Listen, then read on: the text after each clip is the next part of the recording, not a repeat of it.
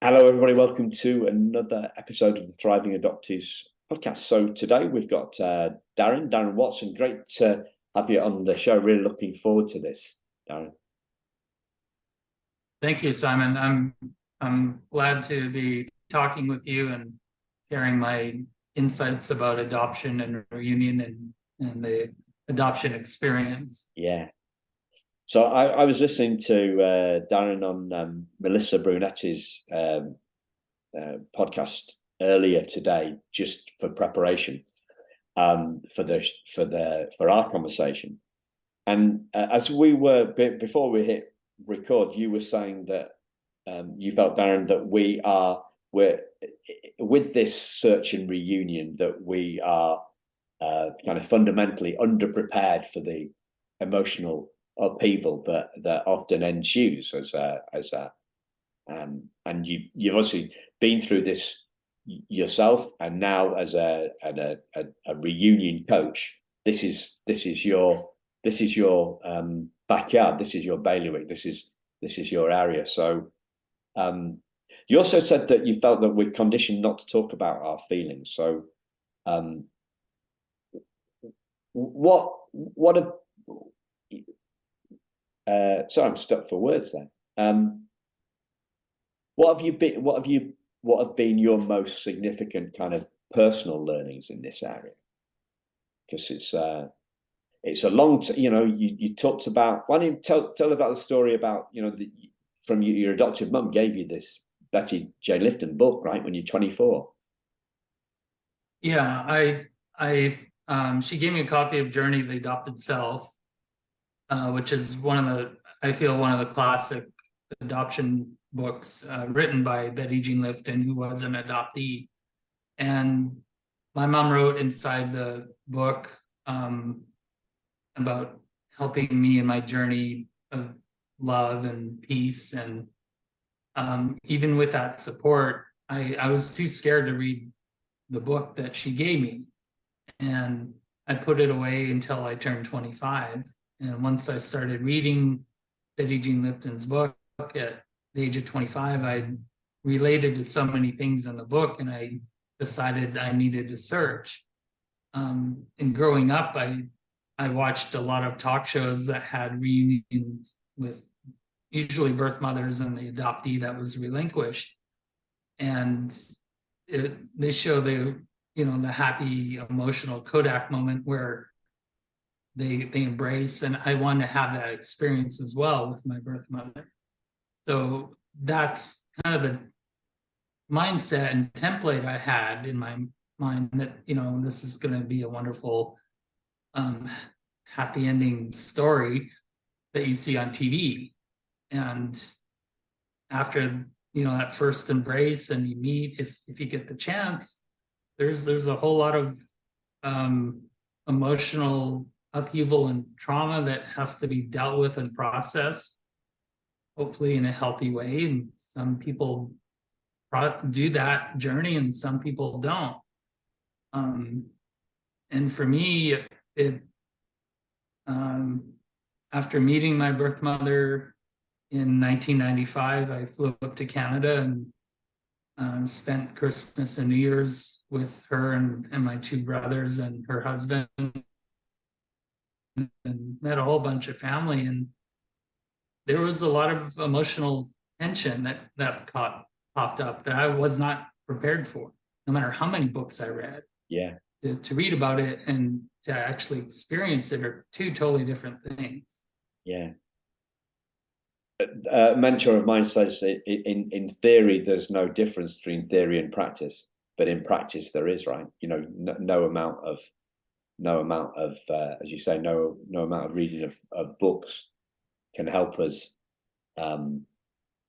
be prepared for this emotional upheaval. So how have you dealt with your roller coaster? I was practicing something called centering prayer, which is similar to meditation, but it's a practice of sitting in silence for 20 minutes, once or twice a day, and this is a way of letting go of your ego or your false self and making room for your identity inside of you. I was also doing a lot of journaling by hand. That's a great way I've found to process thoughts and feelings. And then about 6 months after my reunion, I discovered, I realized I was kind of isolating. I was feeling a lot of depression from post-reunion. So I found a therapist in Texas where I was living. He was not adoption trained, but he helped a lot with giving me space to process my feelings. And that was very helpful for me. Yeah. So, there's a smorgasbord. There's lots of different options for us open today in terms of that processing side. I guess we try different stuff, we try different things, and see what works and do more of that. When I think about this sort of stuff, I always think about business, because running my own business has been pretty tough for me for most of my life, and I've always been looking for that silver bullet, and the silver bullet is try lots of stuff, see what works, do more of that, see what doesn't work, do less of that, and that is the silver bullet. But you can't run you can't write a book about that. Nobody's going to write a book that's got 3 sentences on it. You can't sell a like a $1,000 or £1,000 be a master of your own universe video program that only has 3 sentences. But that's what it comes down to, really, isn't it? Trying different things, trying maybe different therapists, because I shopped around a bit, and up here in the north of England, I was not we're not gifted with a lot of great therapists, so I shopped around a bit. But other than that, what have you found in terms of finding those healing spaces?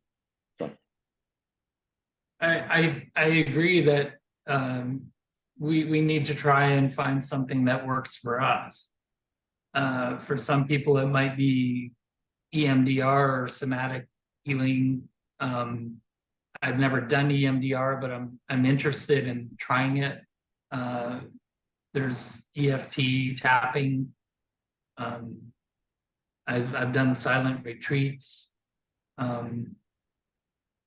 And I've done 12-step programs because I really struggled with relationships earlier in my life, and I found a group where I went to for several years, and I became single and celibate for over 3 years, because I would go from one relationship to another thinking this would fill my soul, and I thought I had to have a partner with me to feel complete, and that really was not the case. That was my insecurities, my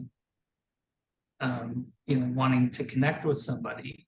And so there's a lot of different things that we can do. I think a lot I've learned from becoming a coach is from my own experience and seeing other adoptees posts and watching their journeys is, we have a expectation of what we think our reunion should be like, or others should be like. And when those roles aren't being met to our desires, we hold on to our manual or our expectations of others and try to control things. And I've discovered within myself too that this is a way of prolonging and our suffering, our internal suffering, because we didn't have control when we were relinquished as a baby, and we create scenarios in our head through the, like Betty Jean Lifton talks about, the ghost kingdom, what it'll be like with our birth family and our reunion. And most of the time those scenarios don't match the reality of what our reunion is like. And there's a big fear of second rejection. I had that before I made contact with my birth mother. But during our 20 years of reunion, she rejected me about 6 different times. And the first several times I would try to work things with her, and I was doing the work, she wasn't going to therapy. And I finally realized one day, if do I really need this in my life versus do I want to have her in my life? There's a big difference there. If I want someone in my life and I have a choice, if I feel I need to have someone in my life, like my birth mother or someone else, then it's a kind of a codependent, needy desire in relationship. And that's, to me, giving away my power to someone else, thinking, I have to have her in my life or I'm not going to feel comfortable in my own skin. And finally, after 20 years of this roller coaster with my birth mother, I decided, I don't need this in my life. And right after our 20-year reunions, there was a message from her that really wasn't very positive, and I just decided I've had enough. And I cut her off out of my life for 7.5 years. And a few weeks ago, she wrote me a letter after I visited my family in Canada, and I had to restate my boundary again, that this isn't healthy for me to be in contact. And I was very clear and assertive and just said, stay away from me. I don't want you in my life because it's not serving me. It's not a healthy relationship. And I feel it was a tough decision, but I feel more at peace. My own peace and serenity are far more important now than to try to sustain a relationship that might give me a few breadcrumbs on top of a pile of toxic crap that just doesn't enhance my life to stay in contact with her or other people for that matter. Yeah. And it took a lot for me to get to that point. It's kind of like loving someone from a distance. If you can love someone, it doesn't mean you have to be best friends with them or tight with them. If you're not compatible, then I think the healthiest thing is to look at is it worth keeping in a relationship with someone? If it's not, it's okay to move on.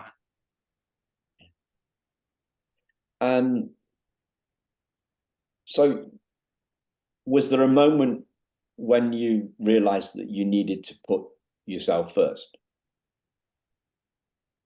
Yeah. There were several times. About 10 years ago, back in November 2012, my adopted mother passed away from cancer, and my birth mother and I connected. We less than a week before that happened, and before my adopted mom passed away, and my birth mother gave me some space, and I went up to Canada for Christmas, and I saw my birth mother in January 2013. We had breakfast for a couple of hours, but it was very one-sided. And then that April, she texted me, Happy Easter. And I was playing a tennis tournament in Houston, and I texted her back and said, "Thank you, happy Easter to you too." So based on that exchange with her and by text, I thought things were fine. And a couple weeks later, I get back from another tennis tournament, and there's a package from her. And I opened it the next day, and it was a couple-page letter. She was giving me another rejection. She sent back photos of me growing up that my adopted mom had given her during when I first met my birth mother. And when I was 6 years old, I went to the town I was born, and I bought this as a souvenir. I bought this little 12-inch panda teddy bear as a souvenir. And the first night I met my birth mother, I gave that to her. And that was very meaningful to me. And she sent that bear back to me. And Wow. I was just really in shock. And so I emailed her and I said, that's really hurtful what you did. And her reply was, she said, well, you're lucky I didn't send back your wedding album. Yeah. She and her husband came to my wedding. I'm like, okay, you want to fight? This is on. We're going to fight. And for a couple of days, we argued on email, and then I just, I got really triggered, and I typed her this long email on my iPhone and sent it, and I blocked her. And a couple of days later, she replied. She messaged me on Facebook and said, "I'm sorry." But ever since then, that was like a huge breach of trust with her that I never gained back. And that was really the catalyst to looking at it. What am I getting out of this relationship? Is it worth continuing? And a couple of years later, it really wasn't worth continuing. So, what do you think? I mean, to what extent do you see your clients not putting themselves first?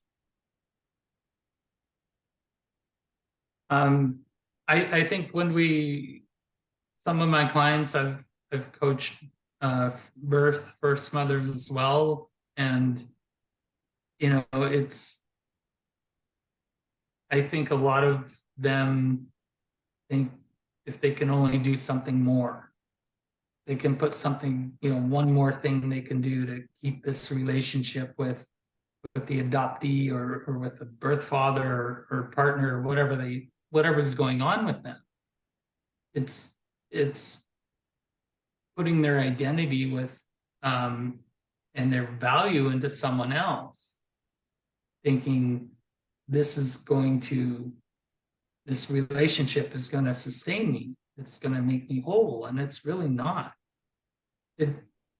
One of the books I read when I got into recovery was called Escape from Intimacy, and it talked about, you have two people who are kind of broken. You got one, it's like combining two C's to make an O, like a whole relationship. The problem when you do that, it's closed off. There's no room for anyone else to enter. And the tighter it gets, the more codependent and unhealthy it gets. And I went through that several times in my life, jumping from one relationship to another. And I see that a lot with clients of mine or adoptees that post online thinking, I have to have my birth mother or birth father in my life, or they just feel lost because even after reunion and all these emotions come up and you're not prepared to process or deal with them in a healthy way, you're kind of left feeling alone and disappointed and hurt. And it is really sad to me that this goes on, but it's very common. Yeah. Someone about a year ago, I was on a Zoom call and somebody in the chat said up to 80% of reunions don't work out. And that's a really high statistic. Yeah. And it's a sad reality.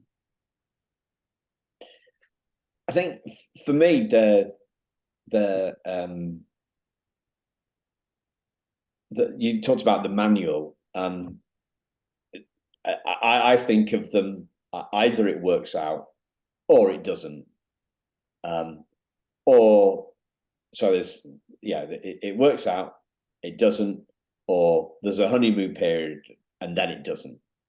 But what you're describing with your birth mum was far more nuanced than that, far more up and down, far more, did you say 6 times that she'd, so it's far more, far more complicated than any of the simplified Hollywood endings, Hollywood endings, or whether that Hollywood ending is a dream come true or a nightmare, right? So at the end of Gladiator, what's his name? Russell Crowe's fact, he dies, but he is reunited with his, his family that the people killed. So it's both and, isn't it? It's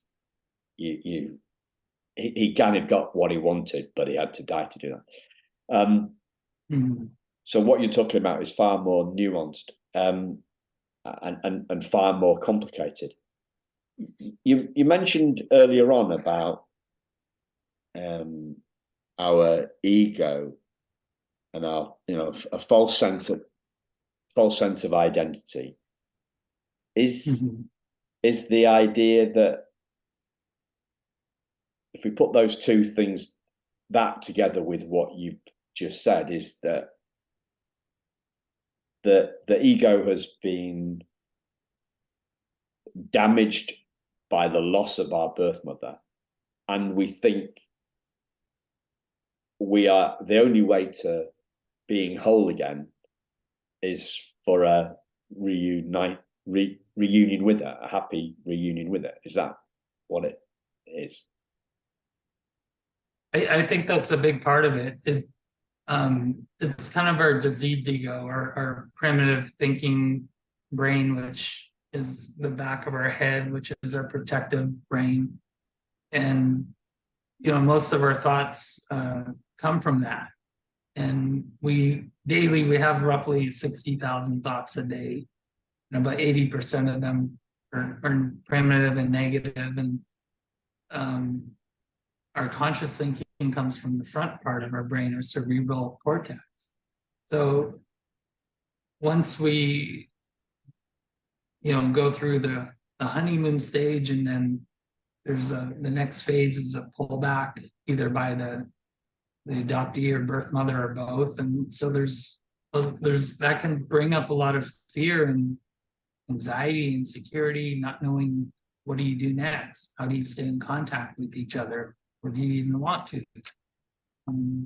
And obviously some reunions don't even get to the first meeting stage, the honeymoon, because during the baby scoop era, birth mothers were told, you'll forget about this, you'll go on with your lives, which is not true. I don't think, probably very few birth mothers would forget about what happened. It was a very traumatic period of their life. But I think a lot of them carry the shame and, what are the neighbors going to think? This is going to harm the family if you keep the baby. So there's a lot of coercion. There's a lot of pressure to relinquish this baby. And I think if they don't talk about it, if they keep the adoption a secret to their spouses or other children they may have later in life, then that compounds that diseased ego and that fearful mindset. My own both my birth parents kept me a secret from my siblings. I grew up wanting to have a brother. I didn't have a brother. I had a sister who was less than a year older than me. She was not adopted. And I ended up, there were 5 brothers that I had between both maternal and paternal family. None of them knew about me. And keeping secrets, that feeds into the disease ego, the secrecy, and it just keeps compounding, and that fearful mindset. Yeah.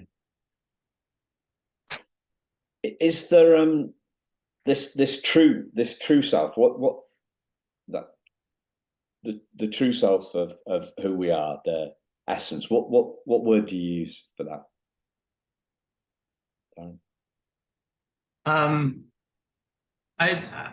I use several different words. It can be connection or authentic self or identity. Okay. I went to last night. I went with a friend and my wife to this healer, and she did a 2-hour talk with us, and it was a really powerful way to reconnect with through breathing and letting go of our disease ego and just being in the moment. And there were probably 40 people in the room, but there was just wonderful, powerful energy.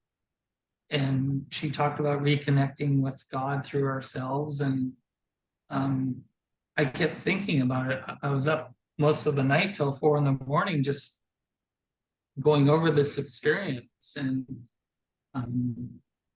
it really touched me. And I think a lot of it is also our focus of what we look at and put our energy into it. If it's the news or the media, and that can be very draining and negative. And if we learn and choose to let go of those things, then we have more room and time and energy to connect with ourselves, our true selves. And I think that's something I want to continue and even grow more for myself, and then work on with my clients, is to,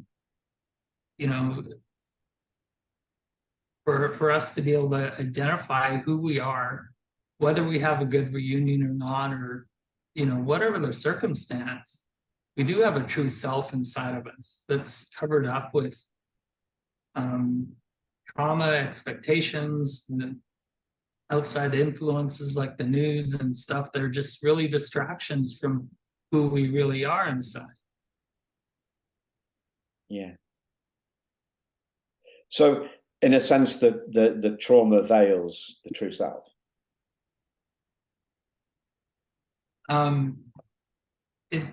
It's kind of a roadblock to who we really are. And I think when I see a lot of adoptees write about and post about their story, and if things are not going well in their life, a lot of them talk about, adoption screwed up my life. And yes, I believe there was a trauma that happened to us. We don't consciously remember it, but our body does, our psyche does. It changes our cortisol levels. But as we start to work on ourselves, we do have the power of choice. What do we do with this? Do we lean into the uncomfortable feelings and work through them? Or do we try to numb ourselves with drinking or drugs or whatever vices people have? For me, it was relationships. I've never done drugs or smoking or anything like that. I quit drinking almost 30 years ago because I realized it wasn't healthy for me. And that was a big blessing for me. But I think, we have a choice what we choose to focus on. We focus on the trauma, and our expectations and our manuals not being met? Or do we look at things in a different way and say, hey, I've got it, I've got the power of choice. I don't know how I'm gonna go there yet, but there's got to be a way where I can have a healthier and happier and more fulfilling life, even if my reunion didn't work out the way I wanted it to. I've chosen to stay in contact with family members that accept and love me and want to have a relationship with me, and they're not right there with the initial trauma of my birth mother went through. My birth father's never acknowledged me. It's been over 27 years, and that's okay with I'm okay with that with him. I'm not going to try to force something that he's not interested in, but it's not going to keep me from having relationships with other family members that do enhance my life. Yeah. It's an interesting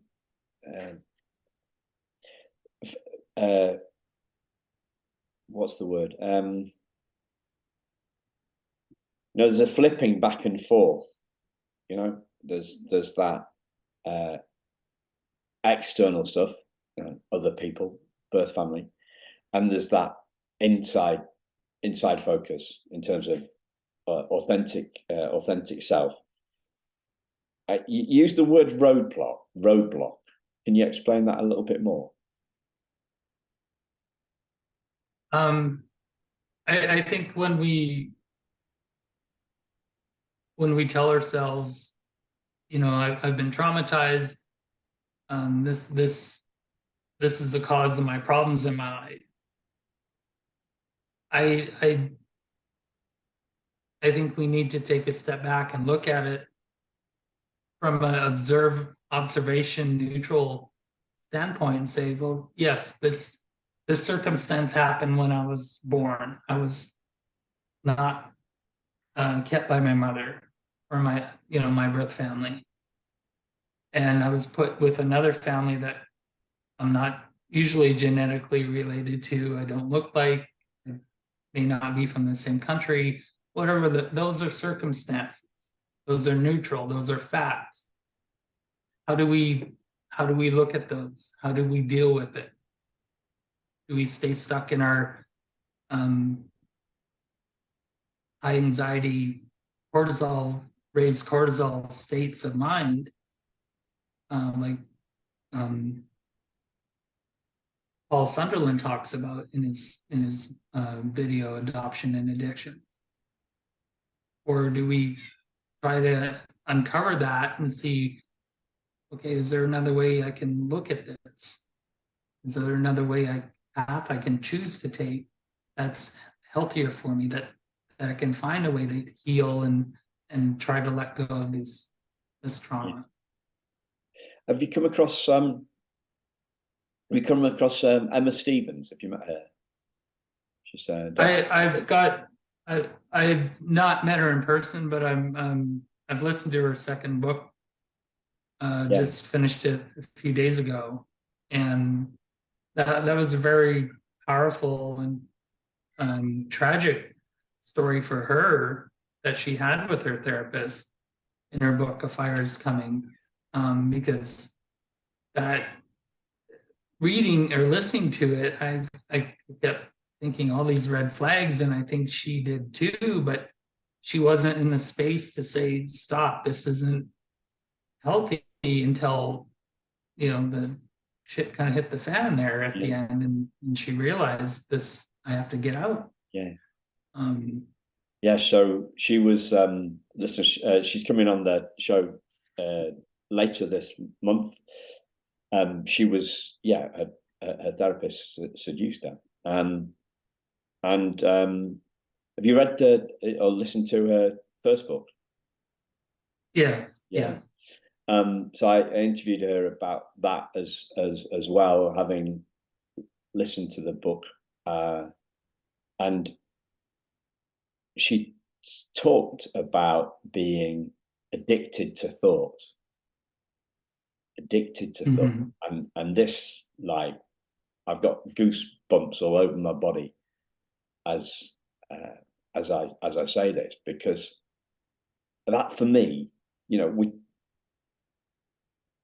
as a coach, you'll have, and many people who are not coaches have come across this phrase, like self-limiting beliefs, right? But self-limiting beliefs, it sounds like maybe kind of dangerous, but it doesn't really do them justice, I don't think, in terms of like something like addicted to thought.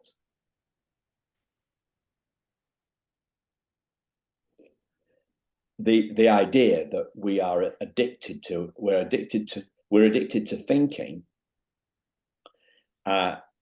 which I think we all are, and we're addicted to specific thoughts, right?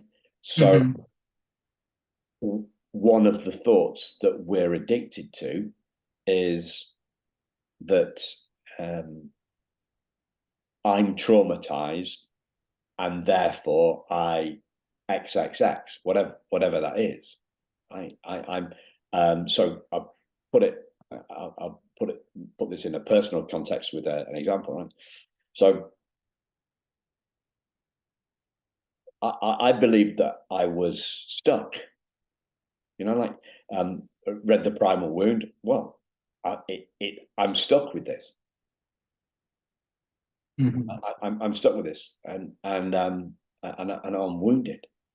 And it luckily the addiction didn't take hold, but I felt that it was pulling me down a very dark rabbit hole, right? And this idea that we're addicted to thought, and we can't see our addiction, right? Because that thought has been, we've been thinking that thought for as long as we can remember, and we're addicted to it, and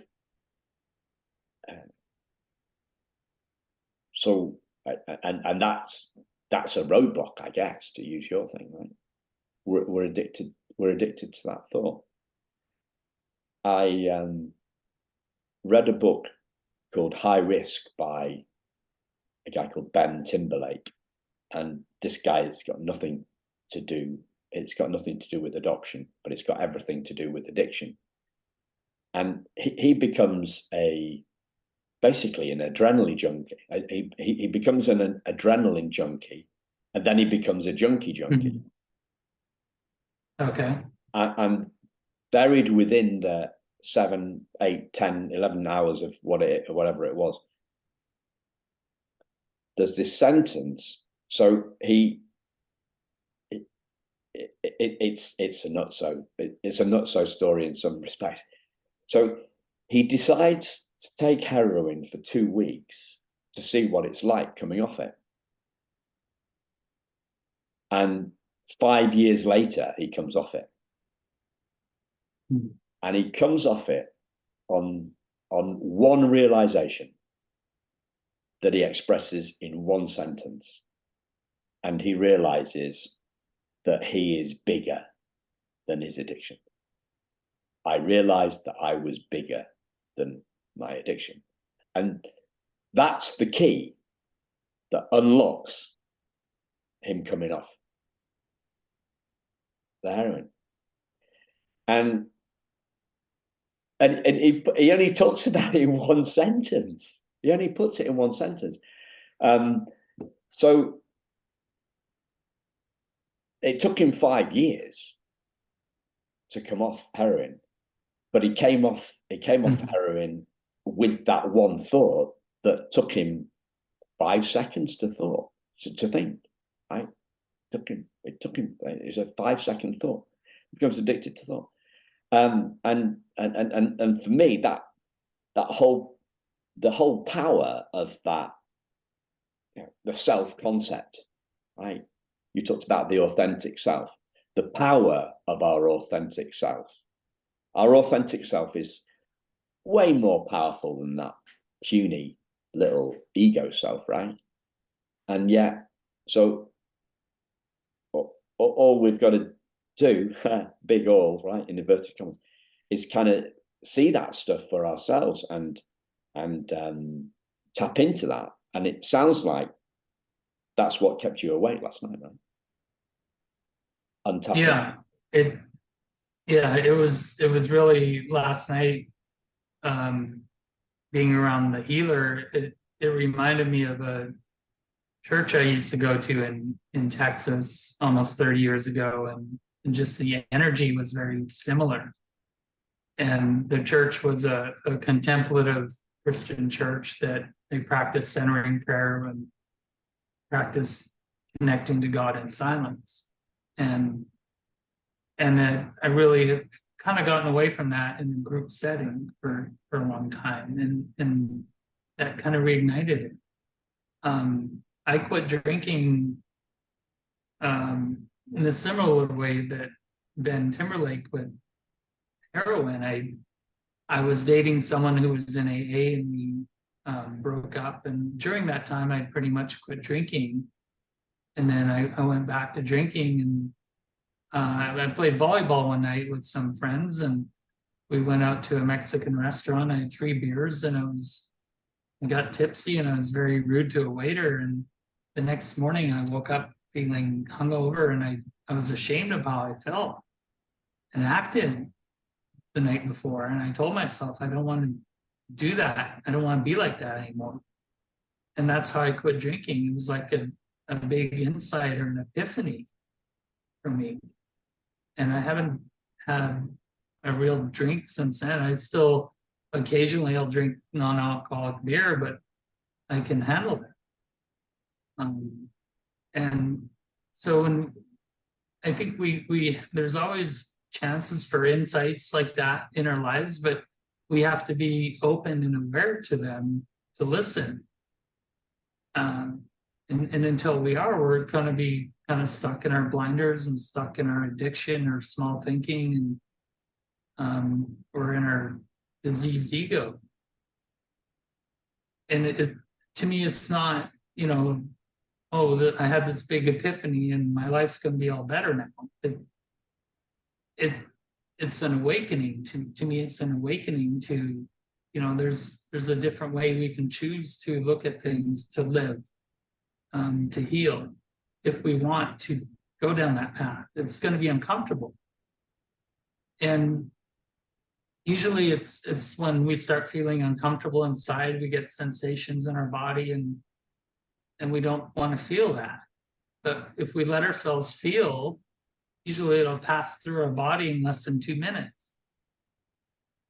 And I think it's healthier and easier to do that once we start down that path, to release those emotions and process, rather than going for a beer or a hit of something to numb ourselves. Yeah.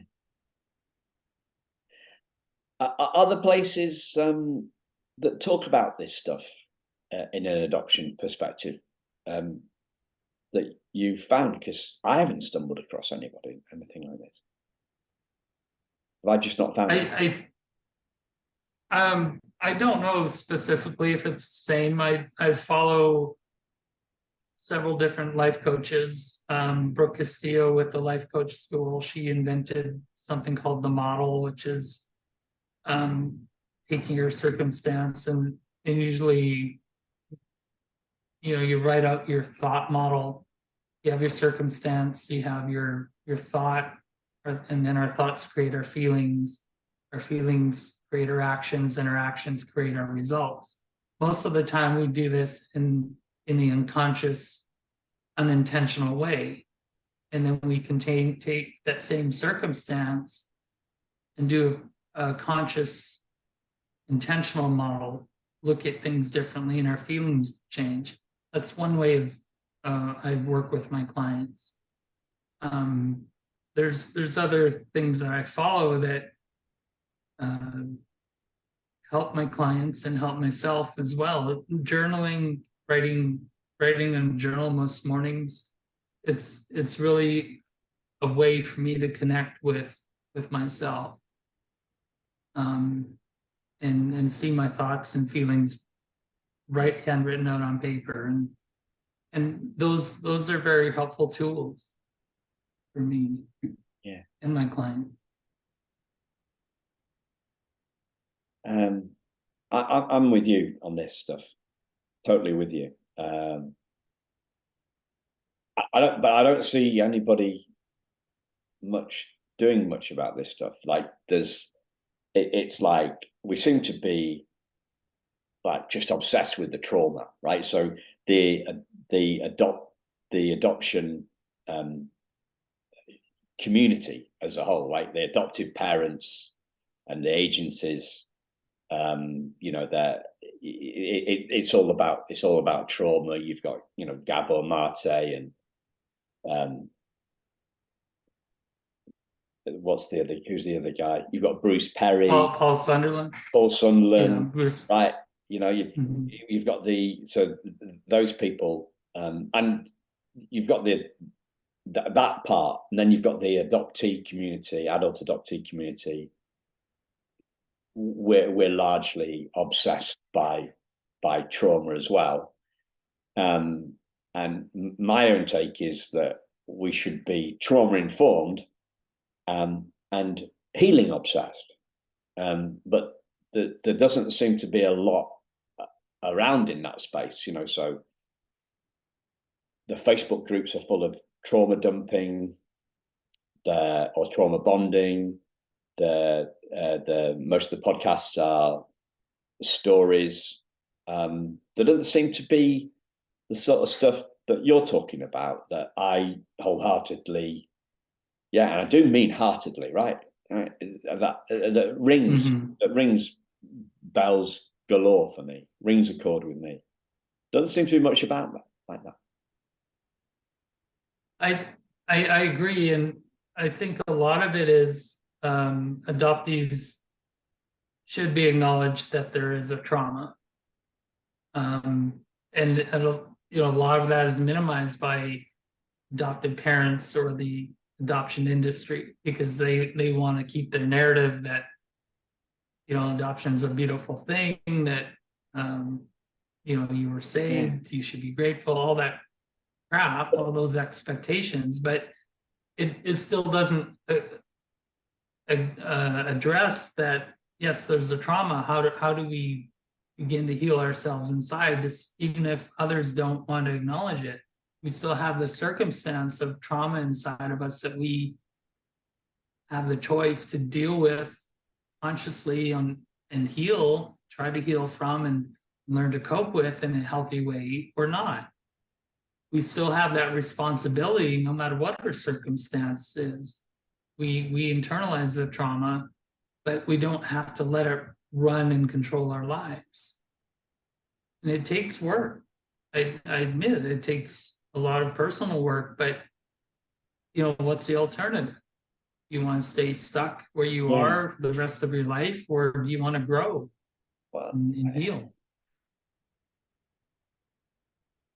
You see that it's that flip flap between the internal and the external thing, right? So, like this, I've told this story a few times, and it's a long-winded one.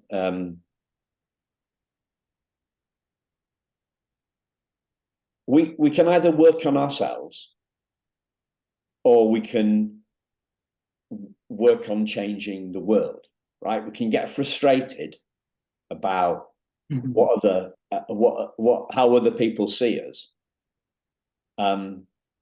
or it's like, where do we choose to focus? You've got a choice. Like, to me, it's as clear as day, and like I do make a lot of.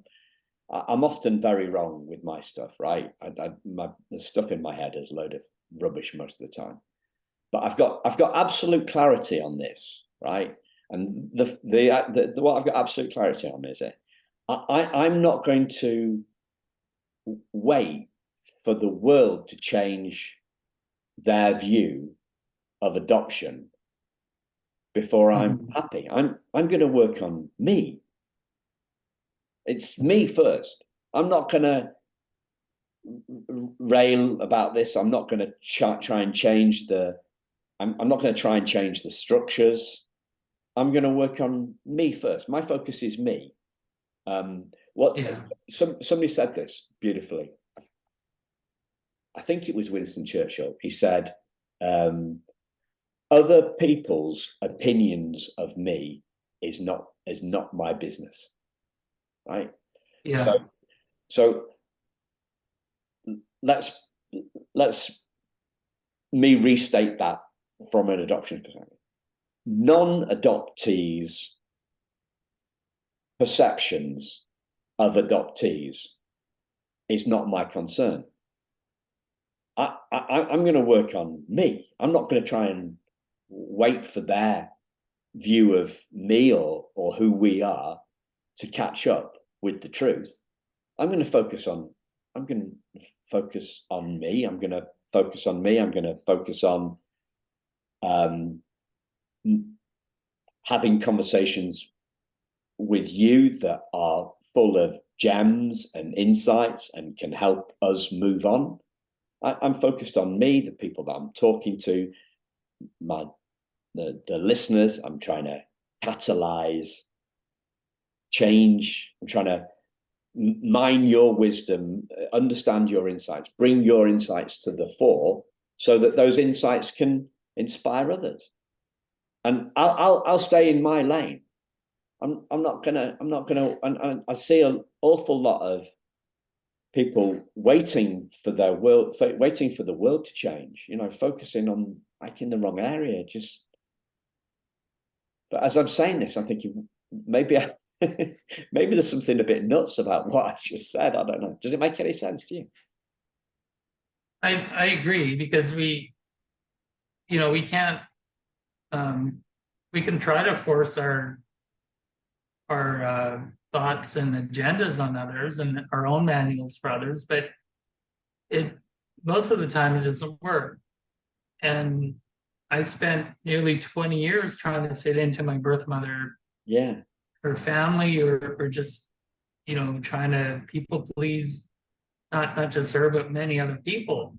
And I realized no matter what I do, it's getting on an emotional treadmill. And maybe someone will give me approval for once, and then I might do something later down the road, and then they disapprove of that. I'm still stuck on that treadmill of wanting to be approved by others and stay connected, and hopefully they don't leave.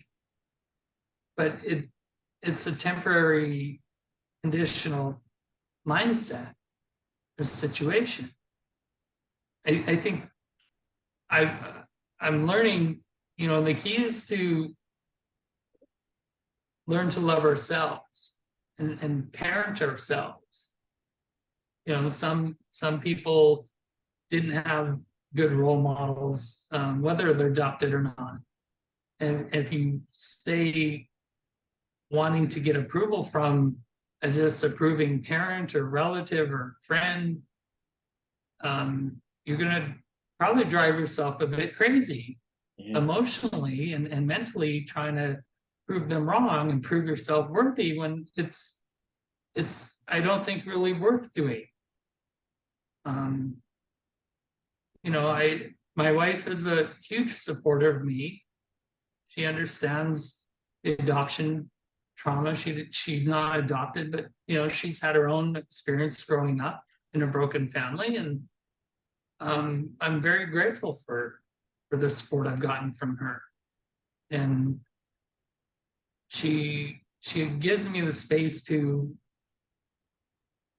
help others and encourages me to help other adoptees and others touched by adoption, because I think there's a huge need for healing out there. There's millions of adoptees in the US alone and around the world that are hurting.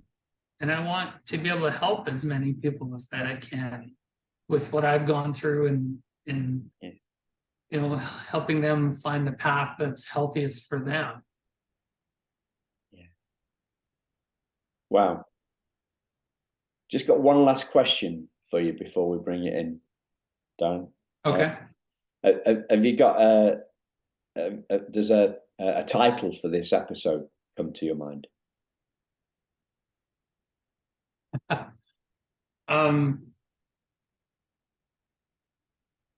It's a good question.